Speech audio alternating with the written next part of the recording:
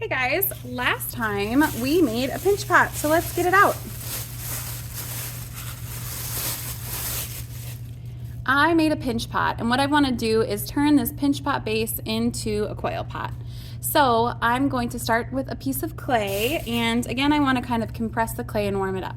So I only need about half this right now, so whenever I'm not using a piece of clay, I roll it into a ball and I put it out of the way. And then I'm gonna compress and warm up that clay by hitting it against my hand or pushing it in between my palms, nice and plastic. So I'm gonna squeeze it into the shape of a coil, and then I'm going to roll the coil. You might not see, but my hands go side to side as well when they're going back and forth, and I'm trying to apply a nice even pressure. And I try to avoid using my fingertips, and I mostly use my palms. If pieces start to get thin, I'm going to kind of avoid those pieces. And if it gets too long, it gets a little bit harder to control. So I can just cut a piece off and put it in that unused clay for now. All right, so this looks great. The thickness is similar to the thickness of my coil pot. So anytime I'm gonna join clay together, I have to score it to create more surface area and create a strong bond between those pieces. Okay, and then we're going to need to slip the clay. You can use a paintbrush to put the slip on. I prefer to just use my fingers, but slip is that glue of the clay world. So that's gonna really join those pieces together nicely. All right, so I have scored and slipped. I'm ready to join those pieces together. So I'm gonna put the coil on and slowly and carefully put the rest of the coil. That worked out really well, that it was kind of a perfect fit on there, but it doesn't have to do that. And then what I'm gonna do is I'm going to kind of wiggle and push down to join those pieces together. So wiggle and push, wiggle and push. And I am gonna maybe build up a second coil layer before I smooth it out. So the rest of that scoring and slip method is the smoothing, but I'm gonna wait just a second. And if you look at the profile of my vase, it starts out small, it gets bigger. So I can continue to make it bigger, or I can have it go straight up or come a little bit in. And where I place the coil is going to change that profile of the vase. So I'm gonna grab another piece, smash it into a coil, and go ahead and roll it. I don't really like to roll on my wear boards. I like to roll directly on the table. And I'm ready to repeat this whole process again. So scoring and slipping. Now, when you go to add another layer of your coil, you don't want the ends of the coils or the joints to be in the same place. So I'll show you what I mean by that.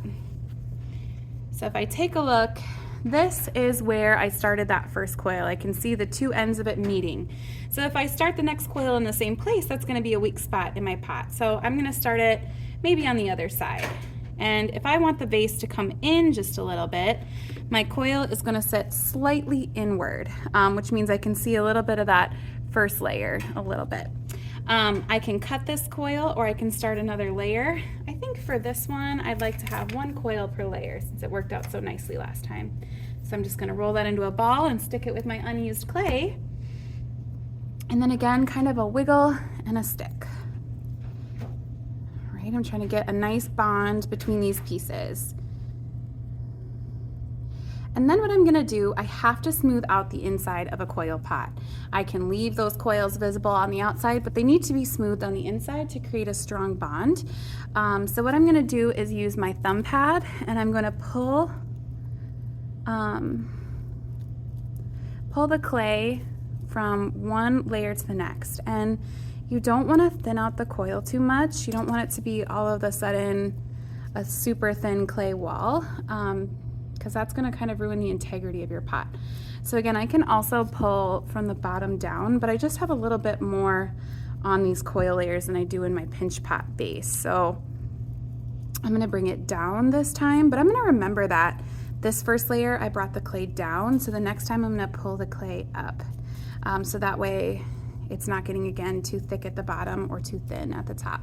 So I'm loving the profile of this like vase coming along. It kind of starts out small, gets big, and then maybe I start to taper those coils in a little bit.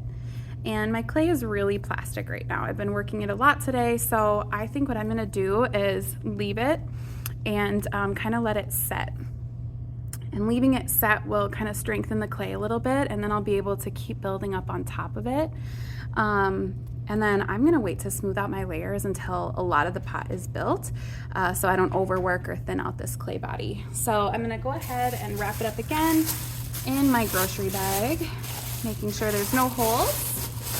Wrapping the bag nice and tight, and then using the weight of the pot to keep the bag closed. And of course, we've got those name tags in my class to go on top, so that way there's no unnamed pieces. So do make sure that you are, labeling your work so we know whose is whose. It's got to be visible from the top. It's really hard to tell whose is whose when it's wrapped in a bag.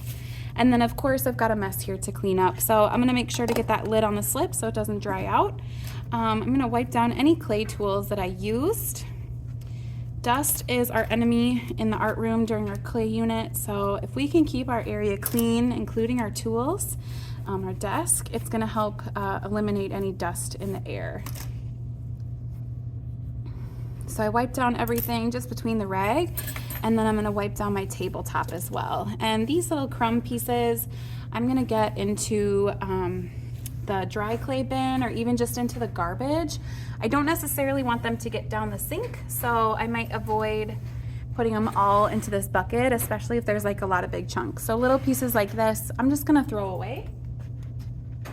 And then I will make sure that my unused clay is rolled into a ball and goes into the reclaim bucket and then my green rag. And then once everything's put away, I can wash my hands.